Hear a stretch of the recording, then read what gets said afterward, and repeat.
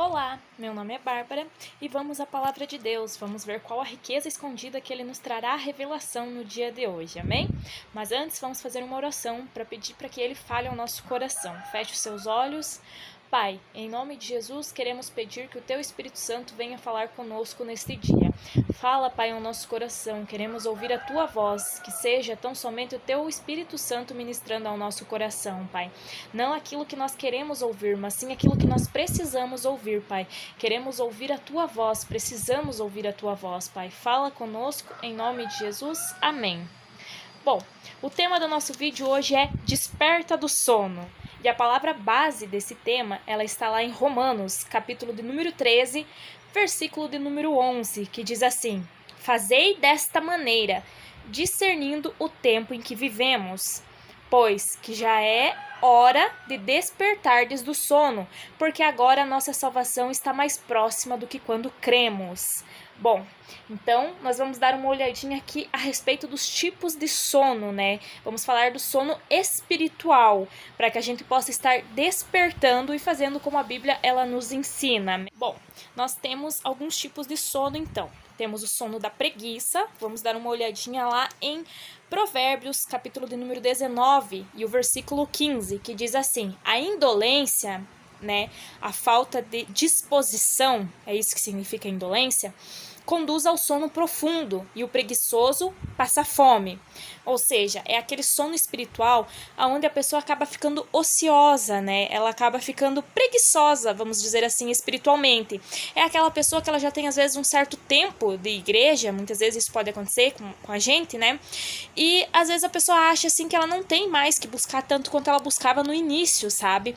Ela acha que ela não precisa mais orar como ela orava, jejuar tanto, sabe? Ler a Bíblia. E aí ela começa a diminuir um pouquinho, sabe? E como diz a palavra de Deus, são as raposinhas que fazem mal à vinha. Então a pessoa ela nem vai percebendo, ela vai se afastando aos poucos no caso, né? Ela lia antes 4 capítulos da Bíblia por dia, por exemplo. Aí ela começa a ler 3, de repente ela fala, hoje eu vou ler só 1. De repente ela já não tá lendo nenhum, sabe? Ou aquela pessoa que orava bastante, que ela tinha costume de orar, e ela começa a diminuir, ela começa a faltar um dia ou outro, sabe? E isso vai trazendo essa falta de disposição para ela. E aí a palavra de Deus diz que acontece o quê? Que o preguiçoso passa fome. Então, espiritualmente, ela começa a passar fome, porque ela não busca mais o alimento de Deus, a palavra de Deus, e ela não se alimenta mais espiritualmente. E isso traz consequências espirituais gravíssimas, porque a palavra de Deus, ela diz, né? Vigiai e orai. É nosso dever que a gente vigie, né? E o que é vigiar? É estar atento a algo, né? É você estar prestando atenção naquilo, nos mínimos detalhes, sabe? Estar sempre atento ao que está acontecendo. Vamos dar uma olhadinha aqui, ainda em Provérbios, capítulo 6, versículo 9 ao 11, diz assim: Ó preguiçoso, até quando ficarás deitado? Quando te levantarás da tua sonolência? Tirando uma pestana, cochilando um pouco, cruzando os braços para descansar, tua iminente pobreza te aterrorizará, e tua necessidade te assaltará como um ladrão armado. Então, às vezes, a pessoa ela começa a ficar nessa preguiça espiritual, vamos chamar assim, e ela não percebe que o mal está por vir, entendeu? Porque a hora que ela precisar de Deus, a hora que surgir um problema, ela não vai ter aquela força, entendeu? Porque ela não buscou se alimentar e ela não trabalhou espiritualmente, né? Para aquele momento, ela não se fortaleceu espiritualmente, né? Ela acabou dormindo. E a gente tem alguns exemplos na Bíblia onde o sono foi bem perigoso para as pessoas, né? A gente tem o exemplo de um jovem chamado Eutico na Bíblia, que é o sono que leva à queda, né? Tá lá em Atos, capítulo de número 20, versículo de número 9. Vamos começar um pouquinho antes. Eu falei versículo 9, mas vamos começar antes. Vamos começar no 7, para entender bem. No primeiro dia da semana, nos reunimos com a finalidade de partir o pão, e Paulo pregou ao povo. Então, eles estavam reunidos, né, aqui no partir do pão. Vamos levar isso para o lado espiritual, né? Eles estavam ali onde tinha o alimento, né, o alimento espiritual, planejando seguir viagem no dia seguinte, e continuou falando até a meia-noite. Havia muitas tochas iluminando a grande sala. Observem isso, existia bastante luz no lugar, no piso superior, onde estávamos reunidos. Mas certo jovem chamado Eutico, que estava sentado numa das janelas, adormeceu profundamente durante o longo sermão de Paulo. Vencido pelo sono, caiu do terceiro andar. Quando tentaram erguê-lo, já estava morto. Então é por isso que nós precisamos tomar cuidado com o sono espiritual. Às vezes a gente nem percebe que está adormecendo espiritualmente, que já não lê mais a Bíblia, que já não jejua, que já não ora, que não faz aquilo que o Senhor nos mandou fazer, né? E aí quando a pessoa vê, ela cai, né? Quando ela percebe, ela já caiu. E isso é muito perigoso, porque pode levar à morte, a morte espiritual. Às vezes a pessoa ela vai se esfriando aos pouquinhos, né? E é como algo retirado do fogo, né? Se você pegar um pedaço de madeira que você colocou no fogo, ele tá queimando enquanto ele está ali no fogo. Se você retirar ele do fogo, ele vai ir apagando, apagando, apagando, até que ele vai apagar por completo. E a gente tem que cuidar para não sermos assim, porque a gente tá em Deus, a gente tá vivo em Deus, tá aceso, tá recebendo o alimento. Mas, se a gente for nos afastando, isso pode acontecer com a gente vai acabar apagando também, a gente vai acabar morrendo espiritualmente. E às vezes depois, para voltar, já vai ser uma dificuldade muito maior. Às vezes o sono, ele pode acontecer por quê? Por falta de empenho, a pessoa já não se dedica mais à obra de Deus como ela se dedicava antes, ela já não dedica mais o tempo que ela dedicava para a oração como antes, a leitura bíblica como antes, ela já não se empenha para fazer as coisas que ela deveria, sabe, fazer. Ela pensa, mais tarde eu faço, e aí ela começa a passar tudo na frente, entendeu? Mas é que eu tenho louça pra lavar, eu tenho roupa pra lavar, eu tenho que cuidar dos filhos e não sei o que lá, sabe? E ela começa a colocar outras prioridades, né, na frente da prioridade real, que é buscar a Deus. A palavra de Deus diz buscar em primeiro lugar o seu reino e a sua justiça, e as demais coisas vos serão acrescentadas, né? E essa palavra prioridades nem existe, né? Porque o certo é prioridade no singular, né? Porque a gente só precisa ter uma prioridade, que é o reino de Deus, né? Então, às vezes a pessoa ela começa a colocar muita desculpa, ela começa a adiar aquele momento que ela deveria ter com Deus, e aquilo vai esfriando, vai ficando para amanhã, vai ficando para amanhã, vai ficando para amanhã, e aí no dia mal, quando ela precisar, ela não tem aquela força, aquele alimento, ela não consegue se levantar daí espiritualmente. E esse sono, então, por falta de empenho, por negligência, né? Que a pessoa deixa as coisas de Deus que ela deveria fazer, ela deixa sem fazer. E tem também por desleixo, por descuidado, né? Por moleza, porque, tô muito cansado, fiz coisas demais no dia. E por inatividade, né? Às vezes a pessoa ela está inativa espiritualmente, né? O que é uma pessoa inativa espiritualmente, né? Cadê você no mundo espiritual? Cadê você que orava antes? Cadê você que jejuava, lia a Bíblia? Você foi deixando isso para trás, né? Você foi acabando ficando inativo espiritualmente, acabou ficando paradinho espiritualmente, não ora, não busca, não jejua, não vai mais atrás, né? Da palavra de Deus e da comunhão com o Senhor. E isso é omissão, né? E a palavra de Deus diz que omissão é pecado, né? Aquele que sabe fazer o bem e não faz, ele tá cometendo pecado, né? Às vezes a pessoa sabe que tem que orar, sabe que tem que jejuar, ler a Bíblia, e a pessoa não faz isso, né?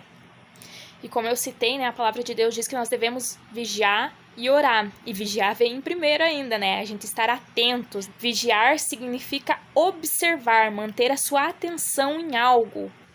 Vamos para mais um exemplo onde o sono ele foi bem perigoso também. Lá em Mateus 26:36, diz assim: Seguiu Jesus com seus discípulos e, chegando a um lugar chamado Getsêmani, disse-lhes: Assentai-vos por aqui enquanto vou ali para orar. Levou consigo a Pedro e aos dois filhos de Zebedeu, e começando a entristecer-se, ficou profundamente angustiado.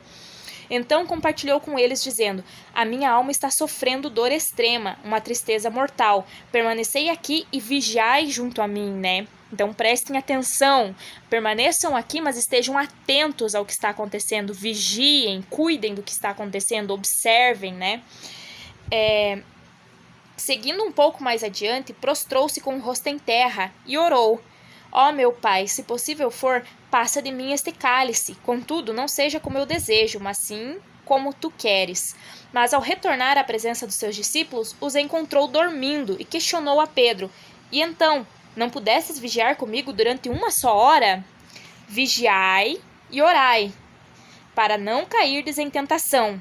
Isso é uma ordem do Senhor para nós. Nós devemos estar vigiando sempre e orando para que a gente não caia em tentação, né? O espírito com certeza está preparado, mas a carne é fraca. E afastando-se uma vez mais, orou dizendo: Ó meu Pai, se este cálice não puder passar de mim sem que eu o beba, seja feita a tua vontade.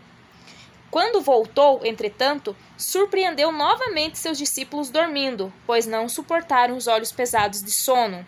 Então retirou-se novamente e foi orar pela terceira vez, proferindo as mesmas palavras. Passado algum tempo, voltou aos seus discípulos e indagou: Ainda dormis e descansais? Eis que a hora é chegada. Agora o Filho do Homem está sendo entregue nas mãos dos pecadores. Levantai-vos e sigamos, eis que meu traidor está se aproximando. E estando ele ainda a falar, eis que chegou Judas, um dos 12, e trazia consigo uma grande multidão armada de espadas e porretes, vinda da parte dos chefes dos sacerdotes e dos líderes religiosos do povo. Mas o traidor havia combinado um sinal com eles, informando-lhes: Aquele a quem eu saudar com um beijo, esse é o que procurais, prendei-o. Então, aproximando-se rapidamente, Jesus disse-lhe Aproximando-se rapidamente de Jesus, disse-lhe Judas: Eu te saúdo, ó mestre, e lhe dou um beijo.